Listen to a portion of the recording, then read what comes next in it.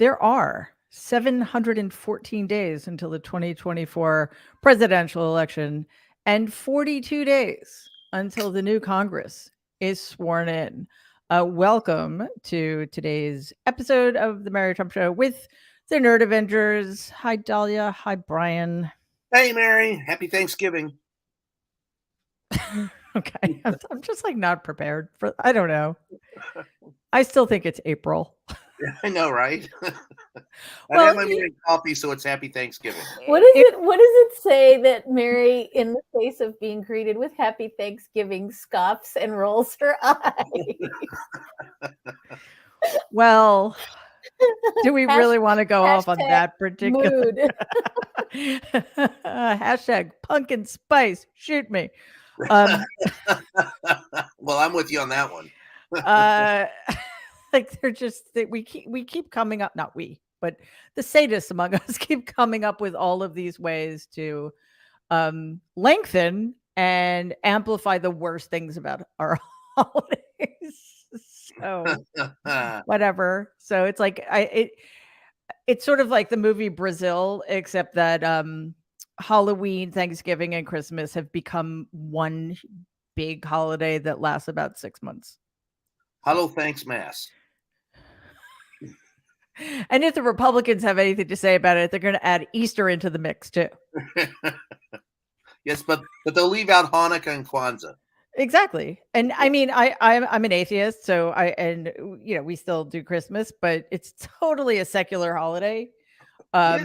So Easter, however, it's hard to pretend that that's not a very religious holiday. Anyway, we started off on an. We like chocolate eggs. We are not gonna. Well, the Cadbury, like I don't really eat sweets anymore. So as a child, however, I could probably eat like 10 Cadbury cream eggs in one sitting. If I had one now, I would like go into a diabetic coma. And I'm already in a bit of a coma, so I'm trying to avoid that sort of thing. Slow news week, so I thought we would help. Oh my goodness gracious! You know, Dahlia, before we started, you and our producer Simon were having a chat about. I mean, it came in the middle, but I knew what you were talking about immediately when I heard the words New York Times and leak mentioned in the same breath, because once again the New York Times fails us miserably. Thanks, Dean Baquet. I bet I have this idea that Dean Baquet and Elon Musk are like best friends. But anyway, putting that aside, and you were of course talking about what is actually a very important story involving not illegal, but certainly illicit and troubling access to SCOTUS that certain high profile, definitely partisan institutions and people have to certain justices on the Supreme Court. And again, was framed as an issue about leaks. So can you help walk us through, one, why that framing is dangerously misguided, and two, the real importance of that particular story, especially as it relates to the absolute freak out that the John Roberts, Alito, Thomas Supreme Court had about the actual leak that occurred before the Dobbs decision came down. And hi, Jen. You're muted. Happy Thanksgiving, Jen. That's okay, Dahlia. Okay, after how many years? Okay, sorry, I decided to show up a little late. That's okay. I will give you a demerit offline. Go ahead, Dahlia. That sounds very interesting and juicy. Cool. Well, it's not. Dahlia, so I guess the short, long version is that this was a piece that dropped Saturday morning in the New York Times. Wait, that was the other thing. Like Saturday morning, really? Okay. Yeah, and really deeply reported, but framed as a story about a sort of second leak at the Supreme Court, framed as a story about how, as you just said, Mary, after the Dobbs decision, when everyone was running around trying to figure out who the leaker was, by the way, that investigation still ongoing, still no results, still no idea what's happening.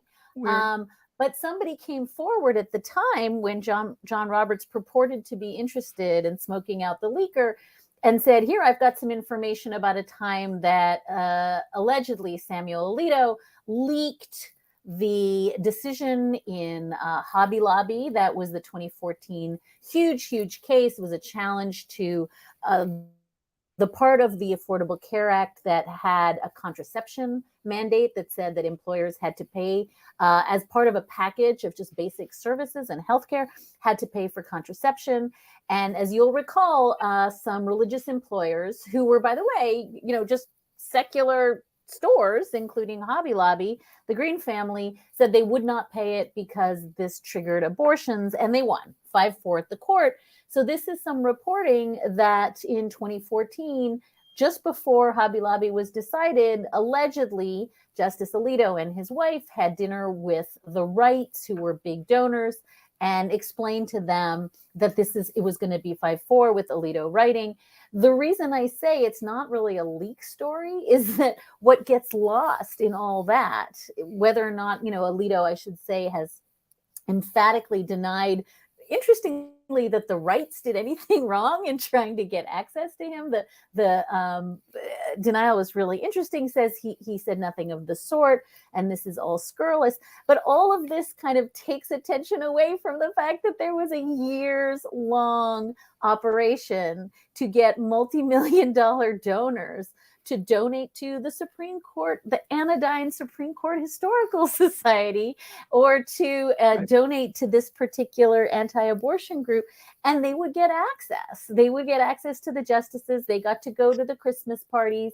The Wrights had seats that were given to them by Clarence Thomas and Samuel Alito, and they prayed together. That was one of my favorite things. They prayed, but they framed their prayers as they closed their political agenda in prayers. Right. I mean, the whole operation was to sort of stiffen the resolve and the spines of the conservative justices in religious liberty cases. But it just so happens that there was this years-long pay-to-play operation where if you put money into these various projects, the justices would have wealthy, donors and dinners. They'd fly out to Jackson Hole, Wyoming, and be at your ranch. Unprecedented influence and seats at oral arguments, these very coveted seats that the justices set aside for their close friends. So in my view, we can talk about the leak. Is it shocking that Chief Justice John Roberts tasked the marshal's office at the court, which is really good at monitoring line standers, but not an investigative operation by any line stretch. Standards. Line standards. If you're standing in line, the marshals are Cracker Jacks, but behind the stanchions. Yeah, exactly. They know how to queue. They know how to get us in line. But what they, it's just such a hilarious thing that all the people, as you're saying, that were calling for blood after the leak, that were naming liberal clerks and saying, go after this and that liberal clerk because we suspect them. All that was happening around the leak. All that stopped when it became pretty manifest that the leaker was not one of the liberal justices or their clerks.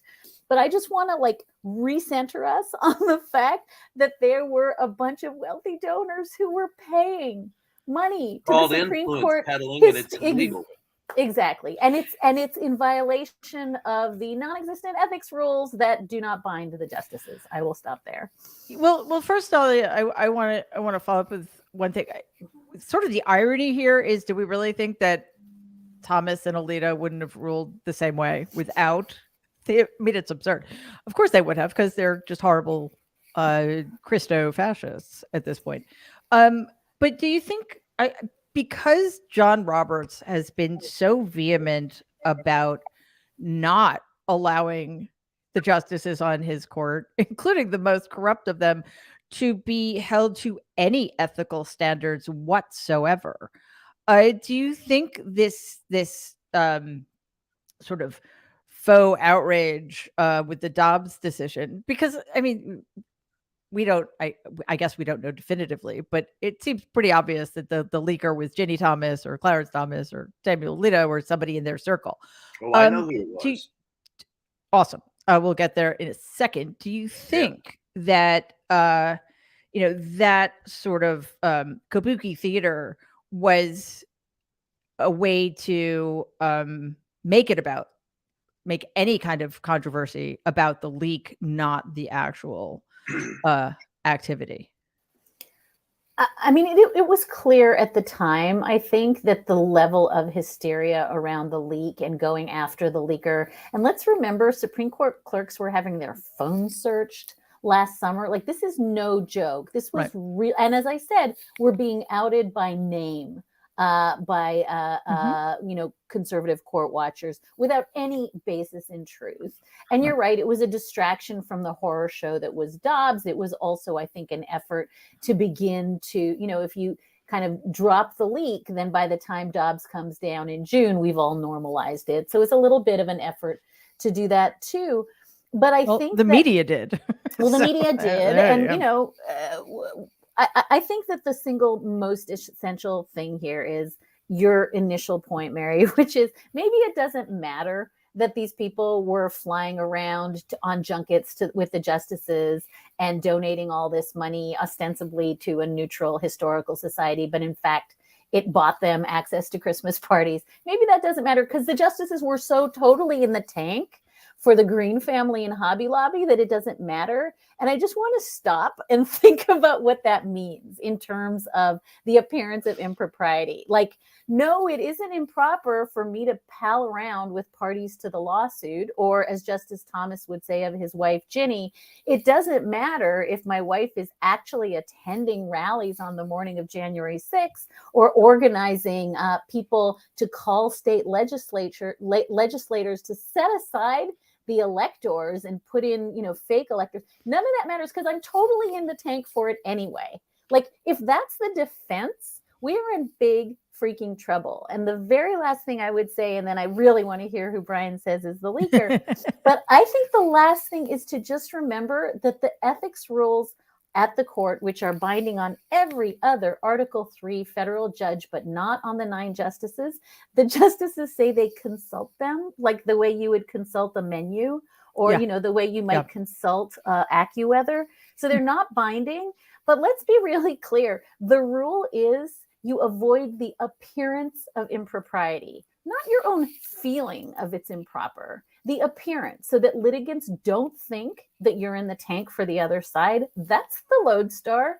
And that is the thing that has been totally shattered now. And Justice Alito's view that it just doesn't matter because it just doesn't matter, the rights didn't do anything improper or he didn't leak. That's not the problem here. Yeah. And listen, I think actually that it's bullshit that they even, what's that word? Wow. They don't even look at the rules, the corrupt justices on that side of the court. They don't feel they need to anymore if they ever did. I mean, so Brian, I know you're going to tell us who the leaker is, but I also want to follow up by just pointing out, this happens all the time, and it's so infuriating. It makes my head explode at this point. But we often hear in situations like this, imagine if Justice Sotomayor had done this, or imagine if Hillary Clinton or Barack Obama had blah, blah, blah. Okay, so the question is, we can imagine that, and yes, the right would go insane, and there would be all hell to pay. Not hard to imagine. Why doesn't anything equivalent? Like, why do we have to imagine that? Why don't we do something about it's what they continue to get away with? It gets worse and worse and worse because, again, there are never any consequences, and we're just left to imagine what it would look like if we did hold them accountable because of what they would do if somebody on the left did something similar. First of all, who's the leaker? Well, look, I don't. This is a complicated issue. It was not in the beginning. Justice Roberts, Chief Justice Roberts, had no idea. He did suspect that it was from the left, but you don't have to go any further than Alito's office to understand where the leak came from. That's where it came from. The people who were responsible for it, there were a confluence of events that led to it. And that confluence of events includes one clerk that I know that was aghast at the decision, and others who, as you said, Mary, I believe you pointed out, wanted to get it out early so that people would get used to it, particularly the press. And so it was leaked to a couple of people that were all you got to do is look at the existing relationships between the people who leaked it and that office, Alito's office. And that's it. Look, they deflect from it. Alito's one of the ones that said we have to go after whoever did it. Well, okay, look in the mirror, big fella, because that's where it came from. And Jenny Thomas was already knee deep in her own mire at the time. Well, actually, maybe up to her neck in it at the time. So it wasn't her because she was already busy with someone else, and so was her husband. But you don't have to go any farther than Alito's office. That's where the responsibility is. I happen to know the clerks that were there who will, if they get called, will testify. So I without naming names, it came from that wing of the Supreme Court. So I'm going to ask you a silly question. Sure. So No such thing. if it is indeed the case, why isn't Chief Justice Roberts pursuing it in a way we know he would if it had been somebody like Justice Breyer or Sotomayor? Well, my problem is to your ancillary to your question, why don't they pursue it publicly as they would if it were a Democrat? I'm not convinced they aren't pursuing something privately, but without the light of day and the transparency needed to adjudicate this properly, we're screwed. But So you know that if Roberts does find out definitively that it was Alito or somebody in Alito's camp and Alito knew about it, we will never know. That's the problem. That's what I fear. Yes. That is the problem. Absolutely. And the what ifs can go to hell as far as I'm concerned. Justice delayed is justice denied, and they're sitting on the Supreme Court.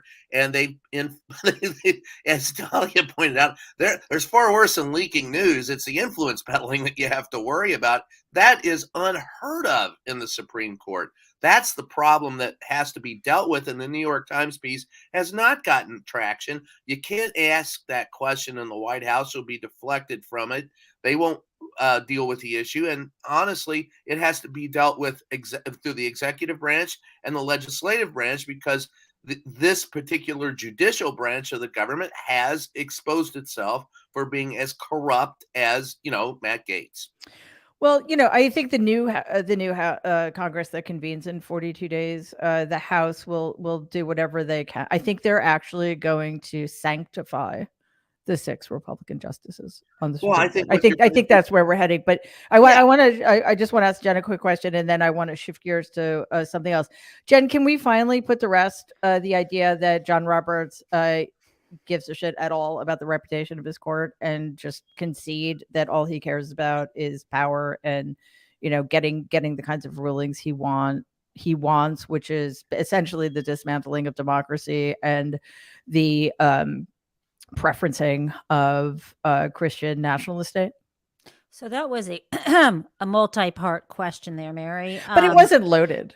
And I would say I believe he actually does still care about the reputation of the court as well as his own reputation. And that is why he thinks this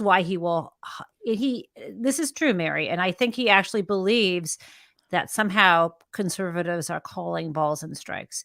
So he's delusional, basically, is what you're saying.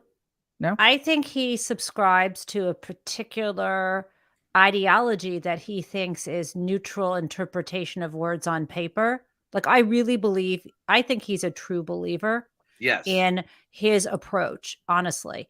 And well, that doesn't mean he's not. I just Yes, but I'm sorry to interrupt you, but I'm sort of asking as somebody who doesn't really, you guys know so much more about this than I do, but as a layperson, I find that insane. Like if that's truly your belief, then there's something wrong with you. Let me just, I got to tell you something. Okay. I'm not one of these, when I went to law school, I was skeptical about the whole project of the legal system. And in fact, I've come to become more enamored of institutions over time. I was the person who was the English major going to law school going, why do they think there's narrative closure, right? Because I was raised during the era of deconstruction going, okay, so there's okay, so it was very hard for me to enter into even the project of this idea that there is law. Jacques Derrida. Right. So, but the good news is I learned to say, there's this thing that we used to say in literary theory classes. Sure, language only approximates meaning, but, when I order a pizza from Domino's, I use words so it will be delivered on time with cheese, You're giving me flashbacks. Sorry. So I became to understand how law was an instrument, right? And I used to actually be one of those people who believed that you could still cynically use the master's tools to dismantle the master's house, or at least build a better house. And I thought that law could be a tool for social change. I think I've talked recently that after all the stuff that Dahlia, in fact, wrote about in Lady Justice, about the way everyone kind of rallied around the airports. Social media helped get people to stand up. I began to see social media as a tool for legal change. So I'm somebody who is ultimately a reformer and a humanist. So to say all this is, I'm not one of these people who is like, oh shit, Santa Claus doesn't exist, when we find out, shock, there's politics going on at the Supreme Court. So I've always believed that is it a political branch. That's why it's in the fucking Constitution as one of the branches of government. It's not a branch of priests. It's not a branch of people who are brains in a jar with a body moving the brain around. It has always, every single person has been a wise Latina or anything else. They come with their bodies, their minds, their histories. And if you actually study any of the legal doctrines that require judicial discretion, when the rubber meets the road, they talk about bringing in their own perspectives in a lot of the different decisions that are made, even in something as basic as civil procedure. So all of this is to say, I know you asked me a question. I think he has bought into a particular way of viewing courts. And the part that makes him delusional is the part where he refuses to understand that is a political decision. And so on. And I think that they're so terrified of saying, look, we are a branch of politics. We're not supposed to be part of partisan politics, but clearly we are, because a lot of money goes in to making sure that certain leaders get elected so they can appoint certain justices. But if we're going to be a political branch that has designated ourselves through Marbury versus Madison as a check on the legislative branch, let's just come out there and say it. I mean, listen, it's everything that Nico Bowie said. It's, why can't we just have these real conversations? And I get so frustrated with my friends who are constitutional law scholars, because I think they're utterly brilliant, but they absolutely are very naive about how common people like me, because I'm a common, corporate law person turned law professor, that we've never believed their bullshit. We've just nodded along because it's helped us get the rights we want. Anyway, off my soapbox. That's what I have to say. Well, Dahlia, do you hate all of that? No, I mean, basically, shorter Jen, correct me if I'm wrong, is the danger here is that people like Robert actually think you can just call balls and strikes. He thinks that, yes, he thinks that. And also that he, again, if we're trying to get trust institutions, we have to be honest about what they do. Yeah. And be honest about, this is where you should be modest about. This is why the Supreme Court often, when it uses its power of, judicial review, interpreting statutes enacted by Congress and deciding whether they're enforceable or not, they should be modest. They should understand they're a co-equal branch of government.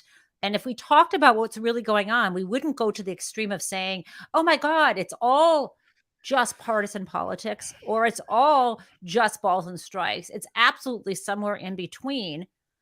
And it really becomes clear that it's politically loaded when it comes to hot button issues, not so much when it comes to other areas where you see interesting bedfellows on decisions. Anyway, I mean, that's how I've always seen it. And so it's kind of like a little humorous for me, for people, not humorous. It's kind of like, I don't know. It's kind of, it's hard for me and painful for me to see people say, you know, oh, there isn't a Santa Claus, because I'm like, dude, I'm Jewish. I've always known this. Same story about the court. Okay. Yes. But I mean, this court will go down in history as being among the worst ever. I mean, I think Dred Scott was a pretty fucking bad decision. I though, said too. one of. Okay, one sorry, of. but I totally agree with you. Listen, Mary, but, what you I'm know, saying the is fact I agree with you. You even say that, and that you know, Roberts is in the same league as Tanny. That's like, it's just the fact that like we're not as bad, clearly, because small correction. I think it's pronounced Tawny. I always mispronounce not to be it. A you know bitch, why but, I always mispronounce it? It's the same reason I when somebody first said the word paradigm to me, I said in my head, oh, paradigm. That's how you, because I never heard it said out loud before. Like I don't hang out with lots of people. It is paradigm from now on in my vocabulary. I prefer. My wife says paradigm. As one of my professors once said, there's no such thing as correct pronunciation. There's only preferred pronunciation. So we can pronounce things however we want. We actually have a new guest today. I want to welcome her, Danielle Moodie, who is the new co-host of The New Abnormal. Hello, Danielle. Bravo. And congratulations on your new gig. Thank you so much, friends. You're welcome. Yeah. So this is your first time being on the Nerd Avengers, as at least as far as I know. I had to read about it in the Daily Beast. Thank you very much. Well, I was just tweeting I was just texting to ask him, like, did the announcement happen today or no? So yay, I'm glad people know about it. So we're all right on top of it. Everybody's right on time. Yeah. That's great. But seriously, congratulations. That is excellent news. So I was struggling to come up with things to talk about today. More so than usual. Not because there's nothing to talk about, because there's so much to talk about. And like, how do you tease out what to give preference to? Because everything feels so urgent and important. I mean, we've got Twitter, we've got the shooting in Colorado Springs and everything that entails. We've got the Georgia runoff coming up. Oh, by the way, good news. The appeals court is going to allow Saturday early voting. But I looked at some of the numbers. I don't know if you guys have seen this chart, but it's just to continue another chapter in the saga of white people are just gobsmackingly awful.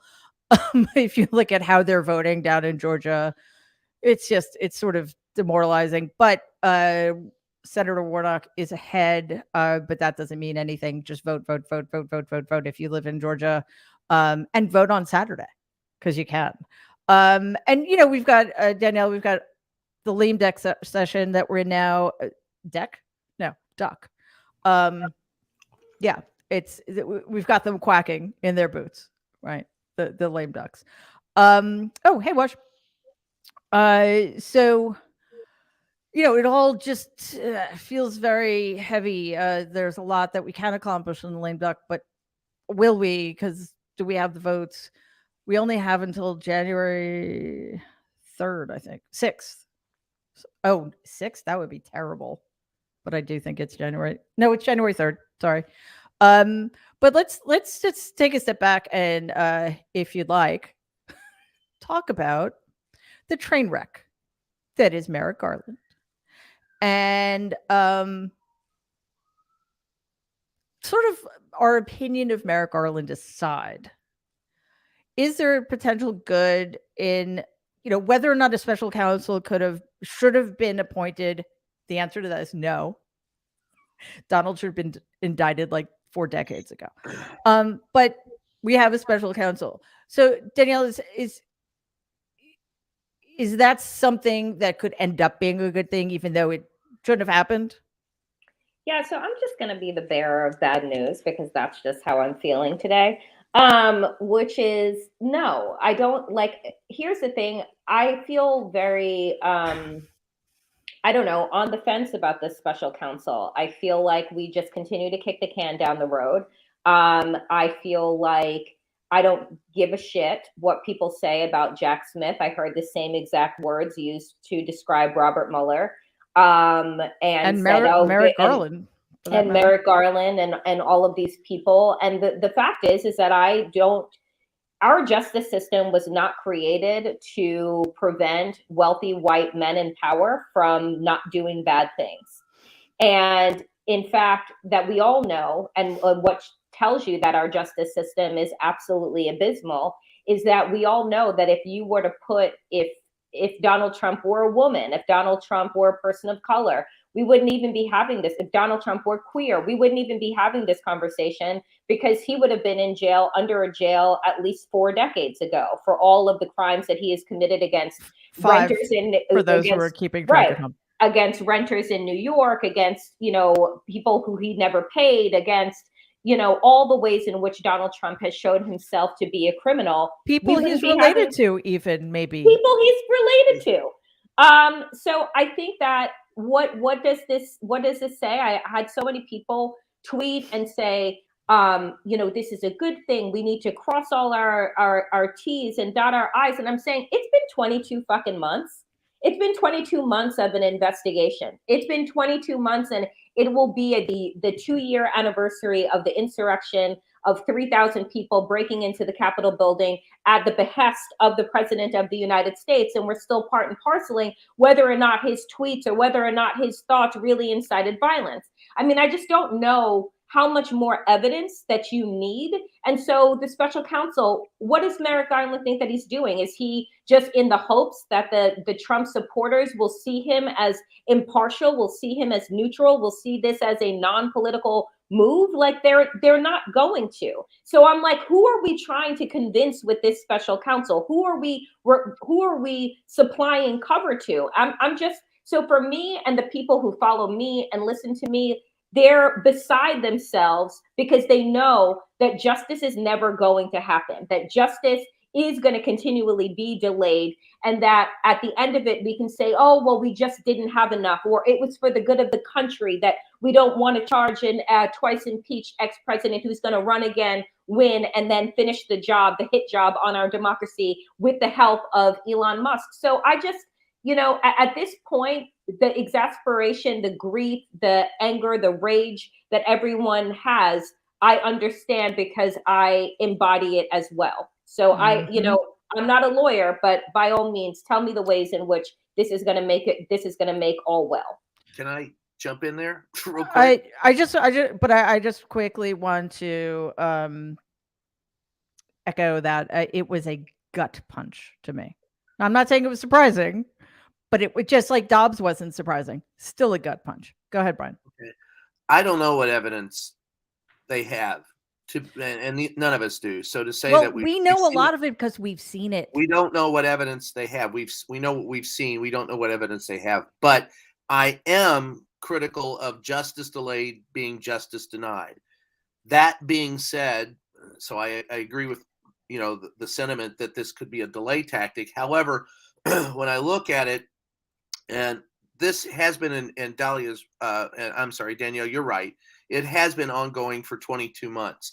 When the Mueller investigation started and they appointed a special counsel, it took 3 months just to get the investigation up and running, because it started from ground zero. This guy comes in not at ground zero, but 22 months in. The advantage, I think, if there is an advantage, if there's a positive spin on it, it's this. Merrick Garland has much more on his plate than Donald Trump. Now, Donald Trump would love to think that he's the most important thing on the planet, but running a Department of Justice is much larger than Donald Trump. So on any given day, Merrick Garland has a lot of decisions that he has to make, and Donald Trump is just part of it. The only advantage I can see out of this, and the one that I hope is the reality of it, is that Smith coming in, he has one job, and his one job is to oversee the Donald Trump investigation.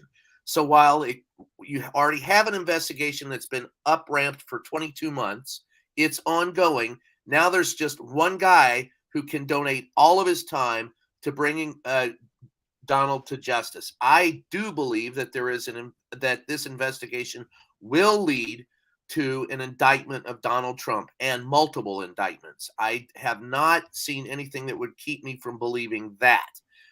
It's always harder to prosecute a crime than it is to commit a crime.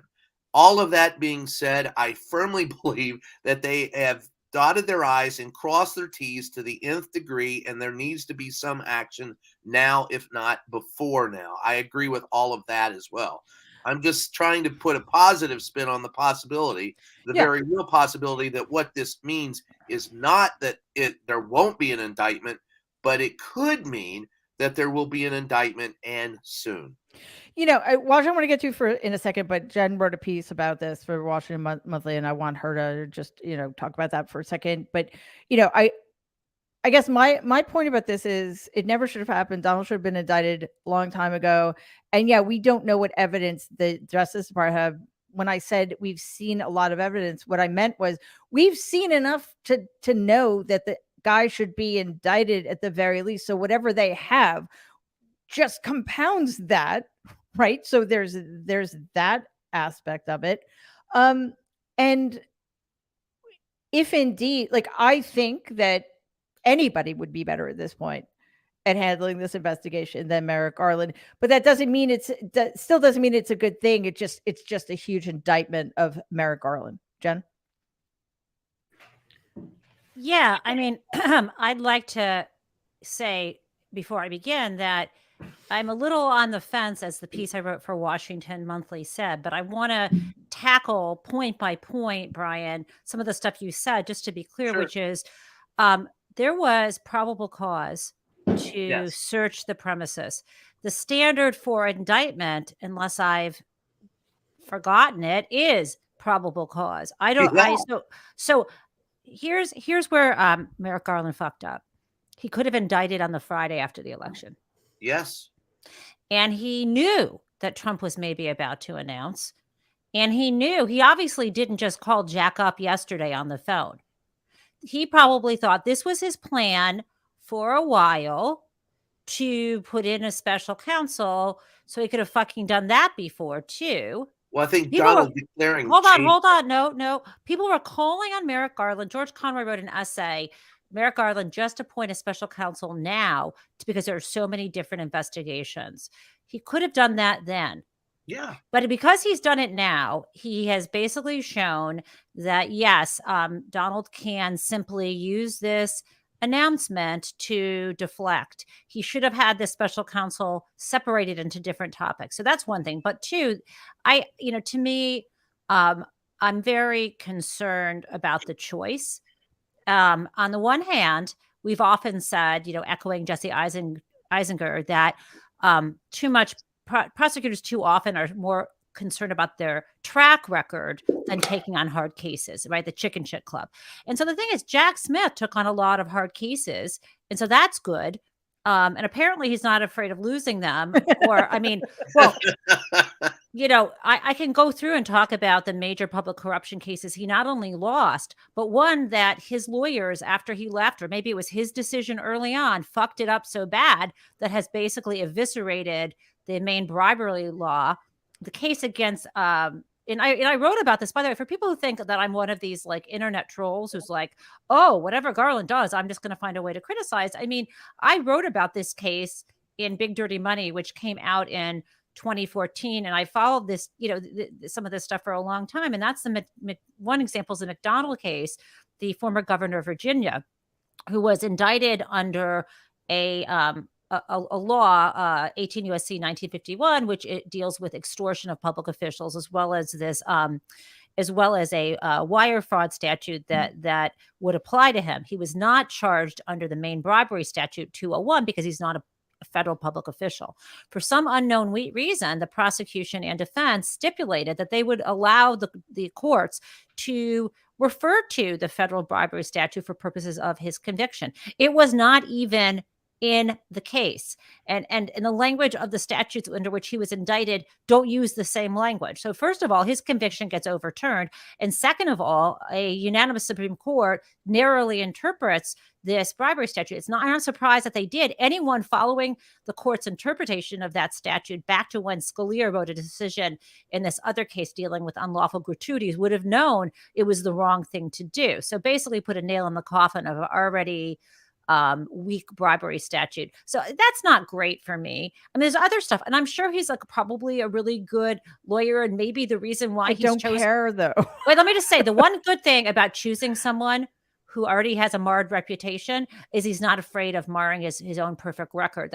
He might be willing to take this case. He might also recognize that it could be overturned, but he's going to go hard. But I don't really want this case overturned if there's a conviction.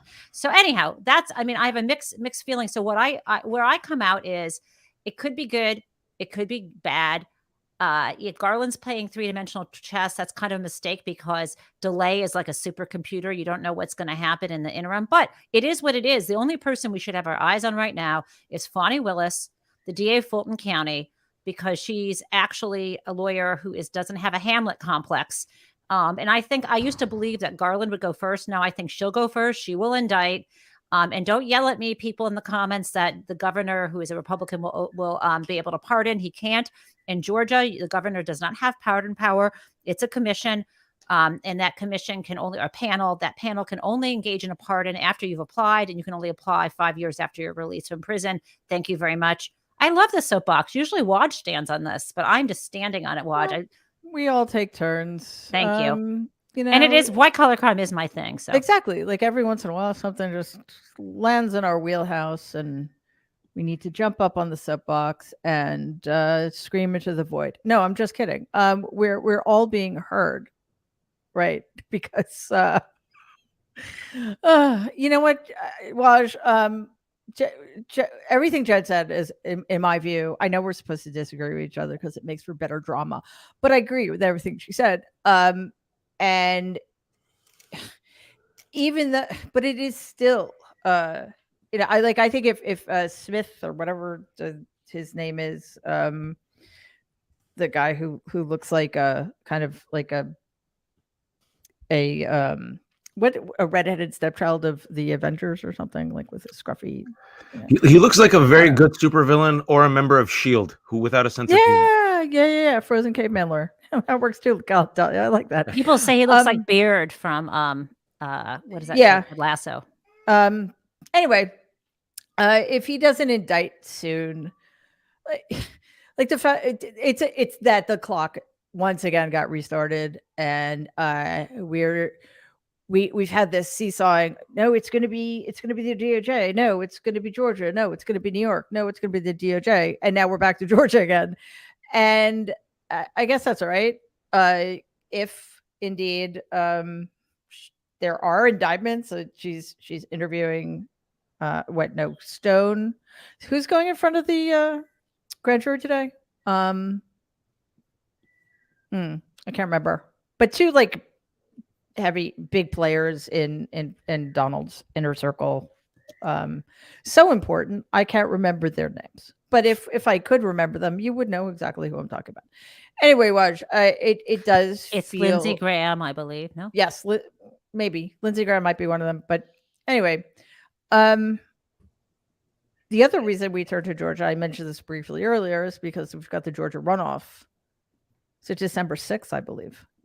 And you know, there's been some quite stupid commentary on Twitter, among other places.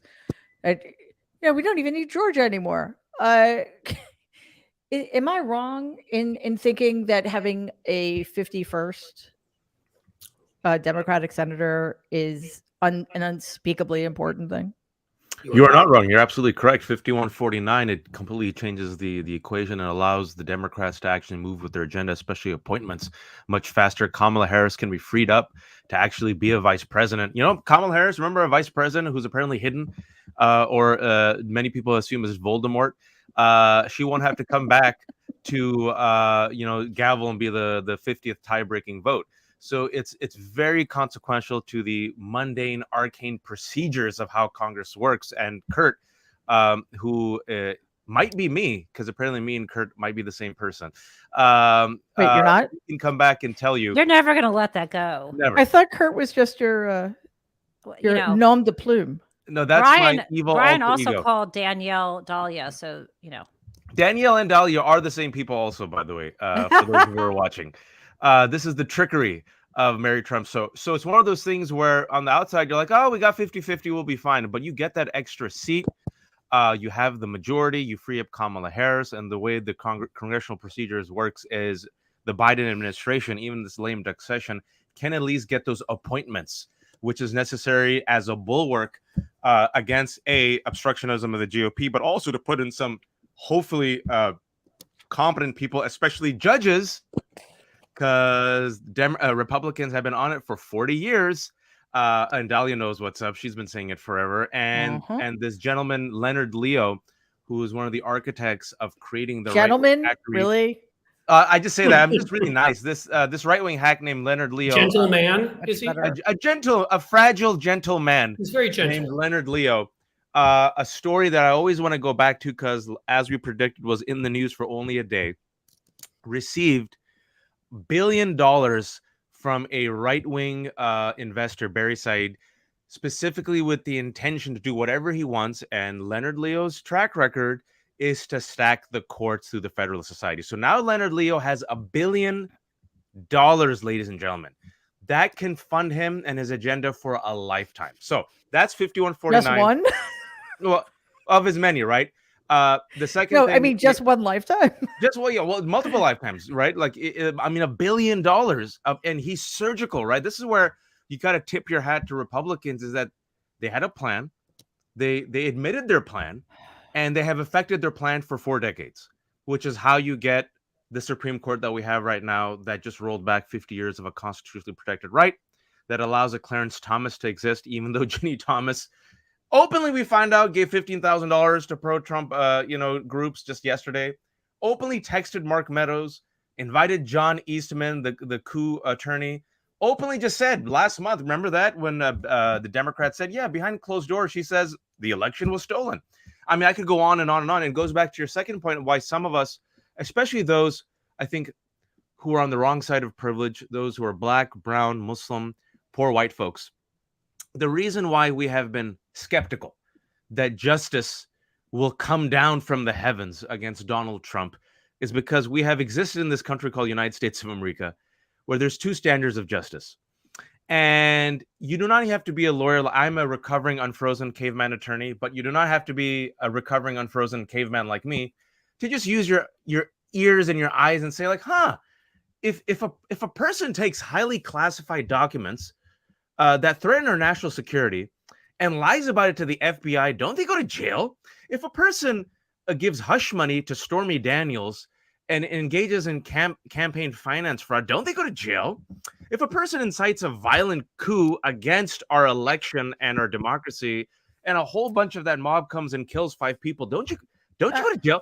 If I'm just talking crazy again, I'm so sorry. I'm a crazy brown man, or I might be Asian like Kurt. I don't know. Am I Kurt or am I Watch? We don't know.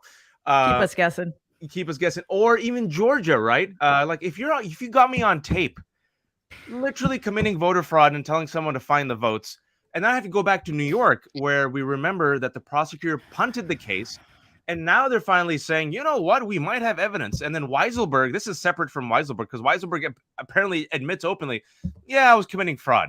And so this was happening under our eyes, openly and flagrantly, for 2 decades. Mary has been knowing about this. She wrote a book about this, about her corrupt uncle. And I don't think this man will spend a day in jail. So I agree with Brian. He'll get indicted. He will not spend a day in jail. Inshallah. This will be the inshallah of prosecutions. One day, maybe, inshallah, he will get indicted. But it's one of those situations where I think he will die tweeting on his toilet in Mar-a-Lago. He's not going to spend a day in jail. And what's happening with Mueller and with Garland and even with Smith, and I even heard this with Barr, there was a individual I won't name because he was wrong about it, even though he's right about a lot. He said, Barr, he's an institutionalist. He'll do the right thing. I'm like, what? Bill Barr? What are you talking about? So Mueller, Garland, Barr, Smith, and like fool me once, fool me twice. And for those who don't know how this ecosystem works, we're dealing with human beings who are working with individuals, colleagues. Many of them are Republican. They drink, they go to the same church, they go to the same synagogues, same temples, their kids go to the same schools. they want to protect this Well, institution. mostly churches. Let's be real. Churches. Yeah, I'm trying to be diverse. The right churches. I only. threw a Why? Muslim They're there, not. maybe there's one. They want to protect the institution. If you listen to Garland and Mueller, the institution is more sacrosanct and beloved than actual justice and accountability itself. And Garland is an institutionalist, a moderate, slow-moving institutionalist. And so to preserve these institutions that are being actively hollowed out by election deniers and GOP extremists, they will delay justice. And so I am optimistic, like Brian, that they will be indicted. How are you optimistic? Indicted. You literally To be indicted. Indicted, but I Indicted, don't not convicted. Different. Yeah. You're right. I don't Rod. think a single one of them will spend a day in jail. And it will. Agreed. The sadness here is that by doing that, their intention to protect that very same institution will be compromised, and you will lose a lot of people's faith in the institutions. And especially like when folks say, why are Black folks and Muslim folks and brown folks so skeptical? And why do our communities believe in conspiracy theories? Because we have seen what happens to our communities, and we've seen delayed justice. And the last thing I'll say is, if you think there isn't a double standard, and Dahlia and I have always mentioned this, and now more and more people are talking about it, and dictionary.com tweeted it yesterday, stochastic terrorism, the open terrorism nurtured and flamed by the GOP against LGBTQ folks, law enforcement, election officials, Democrats like Paul Pelosi and Nancy Pelosi, Republicans. What's happening to them? Nothing. Yeah, listen, every time something egregious happens, like the shooting in Colorado Springs, we talk about stochastic terrorism here because failing to understand what it is and how it functions is a failure to hold the people who are directly and indirectly responsible for all of these horrible acts of violence accountable. Because, of course, you know, lines? I'm sorry? So can I say something along I don't those think lines? it's random though. Yeah, hang on, Brian. Go ahead, Cliff, and then I do. After that, I do want to talk more about Colorado Springs. I was hoping Charlotte would be here because she wrote a piece about it. But anyway, go ahead, Cliff. Well, I just think it's important for people to realize that this is going on in all sorts of parts of the United States, and we don't even know it until something like Colorado Springs happens. And so, I just did a video at my channel, and I know I sent it out to some folks where in Maricopa County, I mean, the guy there, Bill Gates, who is the election, which great name, by the way, but okay, election supervisor, like he's a lifelong Republican, and he's in hiding right now. And they're spending taxpayer money, not that this is the biggest deal, but of Arizonans to have police, deputies, others protect this guy while he's in hiding, all because Kari Lake won't shut the F up and stop being the sore loserist loser who lost and is losing. And you lost, by the way, Kari Lake, and also you're a loser. And, like she won't admit that she lost, and she keeps making up these conspiracies and lies. And so this guy is getting like death threats by the hour, or probably more often than that. And now he's in hiding. And like, we all remember Christina Blasey Ford, who had to disappear basically from the earth after she came forward against Kavanaugh. Like, to think that this isn't part of their strategy, which is you speak out against them, they will make you hide. They will make you disappear. They will send violence your way. And so I just thought it was important to make that connection that Colorado Springs is the ultimate and evil and awful, and it's horrific to think about. But there are a lot of people right now, probably around the country, happen to know about this one, who actually are in hiding because of what Republicans say on a daily basis about them. And just to jump in quickly, because I just finished doing an interview for tomorrow on the shooting in Colorado, is that no one is ever held accountable.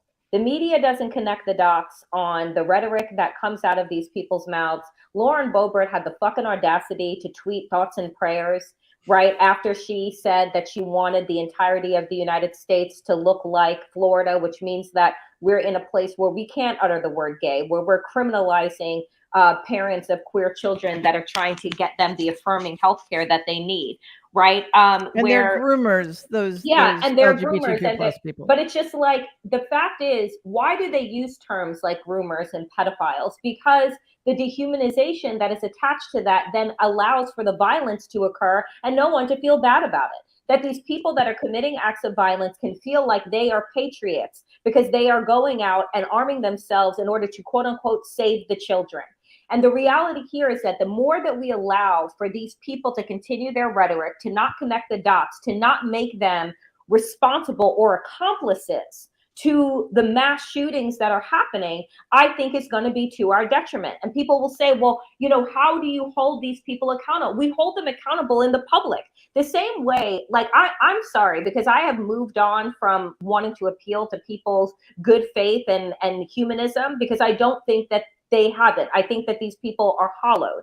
And I think that the more that you can attach them to this violence and make them, right, feel the same fear and the fact that they could lose their jobs, lose their money, lose their connections and their power because they're being seen as accomplices to these crimes, the better off it'll be, because justice is not coming for these people. So then what is our responsibility as those that are part of the talking head class, right? Is like, how do we unify and make it so that the public begins to turn on the Lauren Boeberts and the Marjorie Taylor Greens, because there is no place for anyone to be safe, whether you're a child in a classroom, a patron at a bar, going to the movie theater, a synagogue, a mosque. Like, it doesn't matter. There's no place for you to be safe in America. That's the kind of America that they've created, and we can't disassociate what they have been doing. Mary, can I just say this real quick? Because I wrote an article that's coming out in an hour about this, that as Danielle is saying, you would think after a tragedy, there would be some slack, some relent, some decency. Last night, Tucker Carlson doubled down on the grooming and sexual indoctrination bullshit to dehumanize not just LGBTQ, but their allies. And also Matt Walsh of the Daily Wire, who's been one of the main proponents of this type of stochastic terrorism, doubled down and called us all evil and soulless. Yep. That dehumanization radicalizes individuals who will commit violence against not just LGBTQ plus communities, but all their allies, which includes all of us. Yeah, listen, it's what they want, and it involves guns. So they're certainly not going to go after the guns. Dahlia, go ahead. No, I just want to link up what Danielle just said to the judges, because if you have not been watching, we're having Trump appointees around the country who are saying, oh, I'm doing originalism, like I'm just doing what the Supreme Court did last term in Bruin, and left and right, like striking down laws that make it harder for, you know, former felons, for people who threaten their spouses, for people who've been accused of, you know, spousal abuse. You know, we've got a Trump judge saying there's no originalist argument against taking guns into shelters for battered women. So there's clearly, there can be no laws about that. So I just want to connect what Danielle just said and what's being said here, which is, if you are for arming people without any kind of concern or regard for where they go, what they've done, what they are going to do, and you think every one of them that gets a gun is a holy act of originalism, you are just going to get more and more and more of this. And the difference, if you want to what side, you know, two sides this thing, is that one side is going to have more and more and more and more guns. And ultimately, like Scalise, you're going to get shot. And that still won't change your opinion, because you have sold your soul to the devil for the guns. Sorry. Yeah. I cannot stand that anymore. I honestly don't understand how you can get shot. And I've asked him this question. How can you get shot? You were shot. You were randomly shot, and you still defend this. To Danielle's point, they are hollow.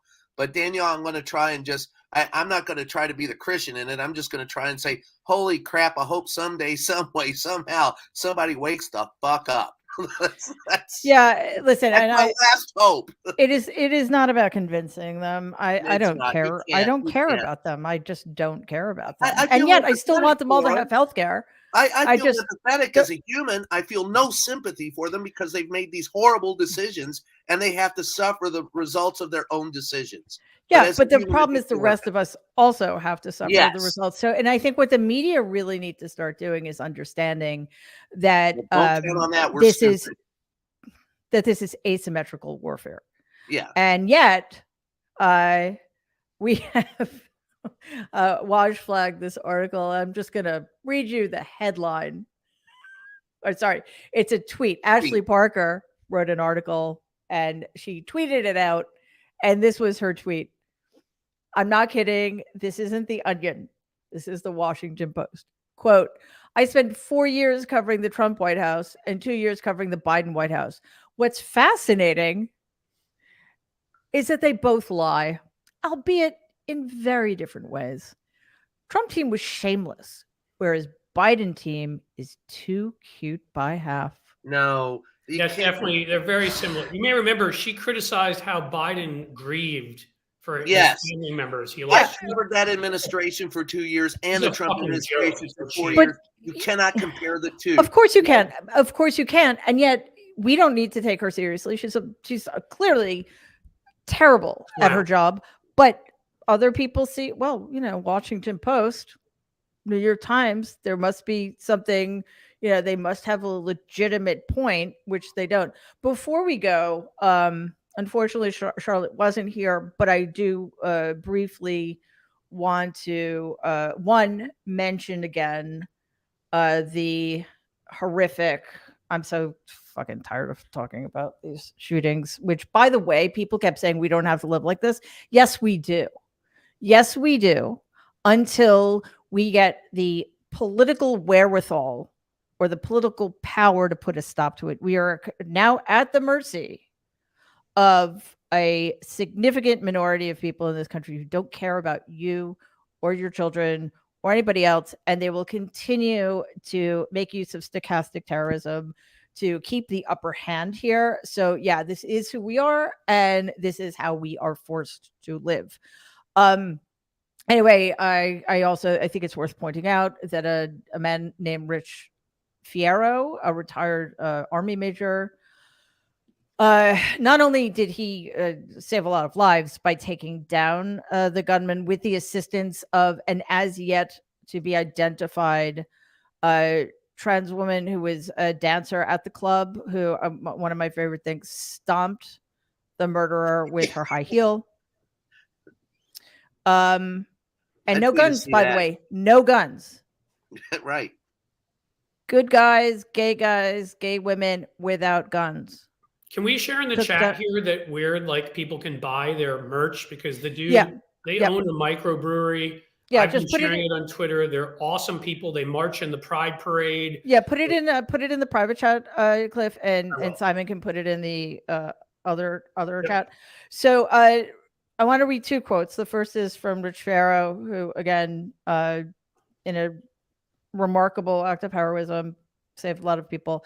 Quote, "These kids want to live that way, want to have a good time, have at it. I'm happy about it because that is what I fought for. So they can do whatever the hell they want," which is, in this context, to be authentically who they are. And speaking of Charlotte, I was hoping you would be here because I was just about to quote from your beautiful piece in Thoughts. We're just wrapping up because we're almost done. We're just wrapping up by every time I tell you I confirm for one of these days, but you made it. Something comes up. So that's okay. You're here now, and the timing actually is perfect. I think, can I just say, Charlotte would make an amazing Pakistani uncle who comes to the event right when the dinner is served. It's like the timing was exquisite. Perfect. Thank you. All right. That was high praise, by the way. High praise. Kurt, we know it was high praise. You don't have to. You don't have to remind us. Anyway, so Charlotte, I just read the quote by Rich Fierro, one of the heroes who took down the gunman without a gun, and I mentioned, I don't know if the trans woman who helped stomp the murderer with her high heel has been identified yet. I hope she gets identified know. so she can be acknowledged. But one of the more heartbreaking layers to this kind of mass murder is that it's horrible, of course, but it's the fact that this is one of the very few safe spaces that is taken away from a community that's increasingly endangered by rhetoric on the right and has fewer and fewer safe spaces to exist in and thrive in. Okay. So with that, well, first of all, Charlotte, I want to, ask what your thoughts are, and then I want to end this afternoon with a quote from your beautiful piece. Oh, thank you. Well, I'll be quick because I know we got places to be, but I wanted to really quickly point out, and I'm sure you've already pointed this out, Mary, that the woman who stomped this asshole's face with her high heels was a trans woman, was not a drag queen. Yep. You already mentioned that, but I'm going to emphasize to everyone else who's watching that it's very important to make that distinction. Drag queens and trans women are two very different communities. We don't have anything in common. In fact, it's because women are typically not permitted to be drag queens or be in drag queen circles. That's a general rule. That includes us. Yep. We're not part of that community. So I just want to make that clear because a lot of folks are confused on that. Just want to confirm for it. Okay. Yeah, Jennifer Finney Boyle wrote a piece about that in the Post, I believe, a couple of days ago. That for trans women, their gender identity is not something they put on. It's not, it's not fantasy. It's not something that's part of entertainment. It's who they are. It's it is, and it is important. The rest of us, in all sorts of ways, we need to be open to educating ourselves about this. It's okay not to know. It is not okay to choose to be ignorant.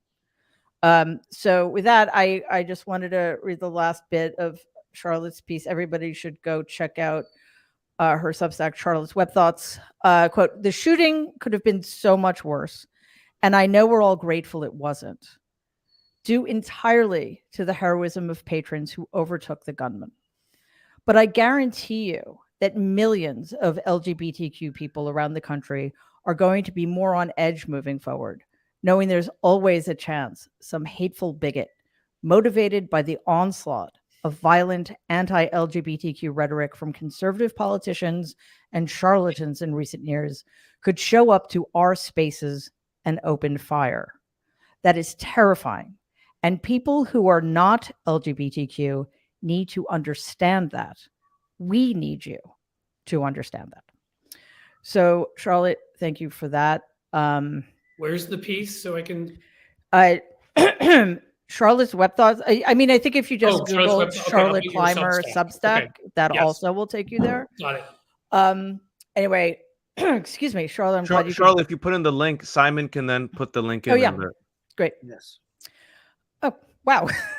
Done. Right on it. Thank you. Okay, so that is it for today. Thank you, Thank of course, you, by the all way, of Mary. you It was for very sweet of you. No, thank you for writing it. Thank you for being here. Happy Thanksgiving. Thanksgiving, I guess. Yes. Just kidding. Oh my goodness. Okay, so Charlotte Clymer, Brian Karem, Danielle Moodie, and congratulations again, Danielle, on the new gig at the New Abnormal. Waj, you have something to say? Mary, what's happening on December 19th? Oh, you who are so good at promoting yourself. I do that after. Oh, okay, good. I just had little faith. That's no. We do it twice because we're here. No, Waj and I want you to do it now because we can't hear once you kick us off. So before I finish thanking the rest of the nerds, just a reminder that on December 19th, 2022, by the way, so in like a month, Waj, Jen, and I are going to be live on stage at Dynasty Typewriter in Los Angeles for the very first of what we hope will be many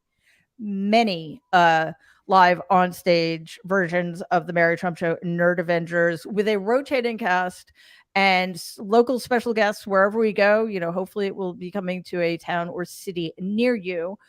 So please check that out. Again, it's we'll have the link in the show notes, and we'll put the link in the comment section as well. So hopefully, if you're local out there, we will see you, and maybe Kurt will show up just to confuse things. Is it Kurt? Is it Waj? You won't know if they're both on stage. Waj, what are you wearing? Have you decided? Because I've vacillated on this. So as we leave, I just want everyone to know, as an insider peek, Jen has sent me and Mary for the past 2 months her different wardrobe choices, and we're like, oh, it'll be a nice shirt, and I'm talking about like Oscar gowns and like fancy schmancy heels, and Mary and I are like, oh, we were gonna wear sweats, but I guess now we gotta wear like a tux. I don't know. I'm thinking t-shirt, jeans, sneakers, but I'm thinking several costume Waj, changes. you would look great in sequins, by the way, Waj. Thank you. I think he would. It would bring someone out his finally eyes. sees me. Yeah. Okay, I'll bring I'll something. lend you my sequin suit. I'm throwing that challenge down. Sequence all around except for me. Okay. So again, thank you to all of my nerds. Charlotte, Danielle, Brian, Wajahat Ali, Cliff Schechter, Danielle Lithwick. What is wrong with me? You need a good Thanksgiving. Oh my goodness gracious. Danielle Lithwick, Dahlia Moodie, and Jen Taub, and Kurt Ali, and Wajahat Bardella.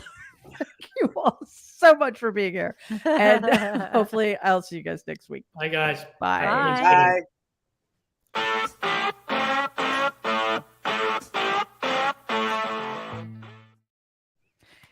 Thank you all so much for being here today. Thank you to my Nerd Avengers. It's so good to have them here. And thanks for all of your comments. So appreciate all of you taking time out of your Tuesday to join us live. Just a reminder, this Thursday is Thanksgiving. There will, however, be a show, but it's just going to be me. We're going to do an Ask Mary Anything Within Reason. That's 7 o'clock Eastern, 4 p.m. Pacific. That's at youtube.com/Politicon. Regular Nerd Avenger show next Tuesday, 12 p.m. Eastern, 9 a.m. Pacific. And of course, you can, when you're on the Politicon YouTube channel, you can subscribe to Politicon, which I highly encourage you to do, or strongly encourage you to do. And while you're there, you can like the episode, you can leave a comment, and also click on the bell. There's a bell there that on the Politicon YouTube page, that if you click on that bell right there, you will be sure to be notified anytime a new video drops, whether it's an interview or Nerd Avenger show or anything else. An emergency session, a live stream. And if you can listen to everything in podcast form on Apple or wherever you get your podcasts, please leave a 5-star review. It's really crucially important for helping other people find the show. And again, December 19th, that's a Monday at 7:30 p.m. Pacific time. Our very first live on stage Mary Trump Show Nerd Avengers with Waj, Jen, special local guest. And that is at Dynasty Typewriter in Los Angeles. I really hope to see you there. It is going to be a blast. And hopefully I'll see you guys on Thursday. Get your questions ready. Thank you again so much for being here. In the meantime, please stay safe and be kind.